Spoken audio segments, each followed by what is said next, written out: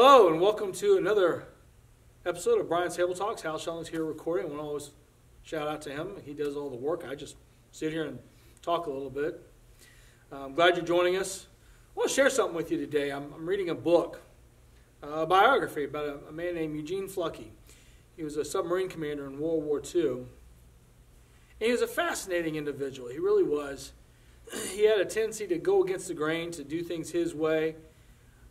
But there was something he did that really changed how things were done for submarines in World War II, for the United States anyways.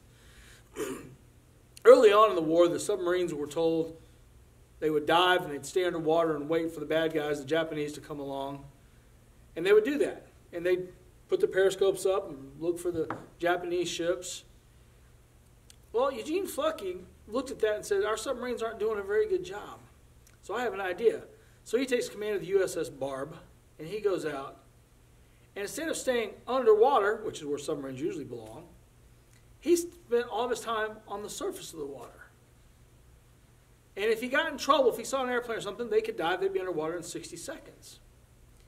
And he was very successful doing this, incredibly successful. He got won the Medal of Honor for it.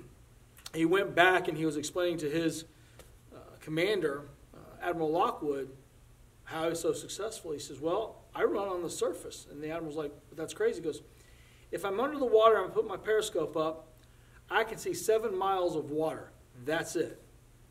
If I'm on the surface and I put my periscope up, I can see over 200 miles of water. I can see more ships and do my job more. Now, what caught me about that story, besides the fact that he was going against the grain and doing things that people weren't doing, is he was getting a different perspective. He saw things differently. And because of that, he was able to act differently. Last week, we experienced maybe the worst freeze in Texas history. I don't know the records, but certainly a horrible week for so many people. And as I look back on last week, I lost power. I was cold. None of my pipes broke, but I know plenty of people did. My pal Hal's got a leak he's working on. But I look back and I want to look at it with a different perspective. There actually is something good about last week.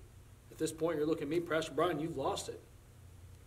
We know in Houston, Texas, and Texas in general, that it can seriously freeze here.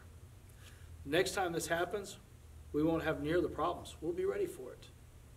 That's a different perspective.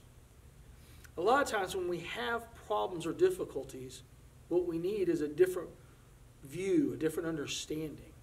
And there's a lot of ways we can do that. We can do that through research. We get a problem, research it. Research pieces of the problem.